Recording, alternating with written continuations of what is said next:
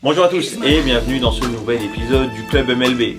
Aujourd'hui, on va parler des wildcards qui commencent dès ce soir. On perd pas de temps parce qu'on a pas mal de choses à se dire. C'est parti.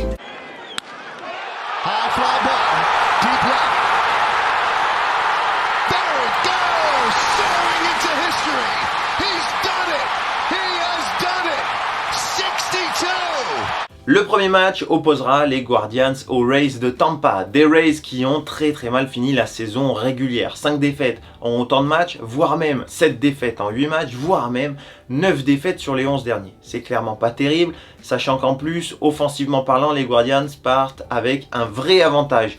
En plus, au niveau lanceur, McClanahan pour les Rays, sur le papier il apporte une vraie crédibilité, c'est un des meilleurs du circuit, mais sur ce mois de septembre-octobre, 14 manches lancées, 9 runs encaissés, c'est très loin de ce à quoi il nous a habitués.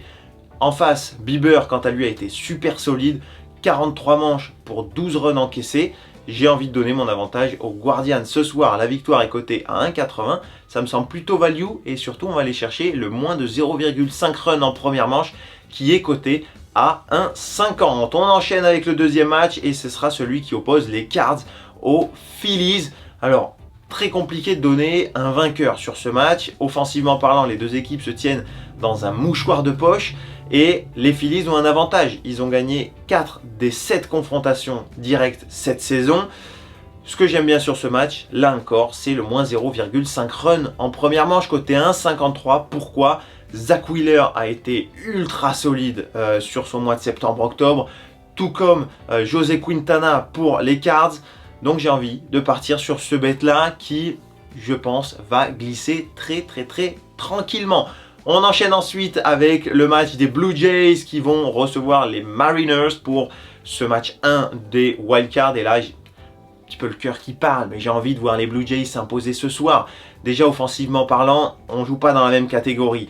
Les Mariners sont tout juste à l'équilibre, tout juste au niveau de la moyenne de la ligue dans bon nombre de stats offensives. Et alors au niveau de la moyenne au bâton, les Blue Jays sont la meilleure de l'américaine quand les Mariners sont la deuxième pire. En plus de ça, niveau lanceur, Alek Manoah pour les Jays, ça a été très solide sur son mois de septembre-octobre. Et de l'autre côté, Luis Castillo sur ses derniers matchs, c'est 15 manches lancées pour 10 runs encaissés. Donc ce soir, il n'y a pas le choix, pas le droit à l'erreur. Les Jays doivent gagner, c'est coté à 1,70. Et enfin, on termine avec le dernier match de la soirée. Ce sera celui entre les Mets et les Padres. Les Mets, on le sait, voilà, ils ont perdu cette première place sur la ligne d'arrivée. Mais ce soir, c'est Mad Max qui va lancer face à Yu Darvish.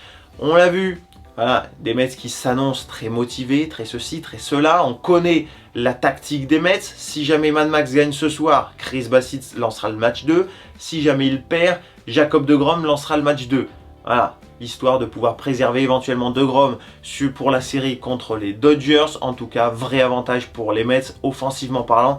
Les Padres, la mayonnaise n'a pas forcément prise, notamment avec Juan Soto, recruté à la mi-saison. Donc j'ai envie de partir sur une victoire des Mets ce soir, côté 1,64. Ils ont pour moi un vrai avantage et le moins de 0,5 run en première manche, qui est là encore coté à 1,53. Voilà les amis, en attendant je vous embrasse. Et puis, bonne wildcard ce soir et vive la MLB. Ciao!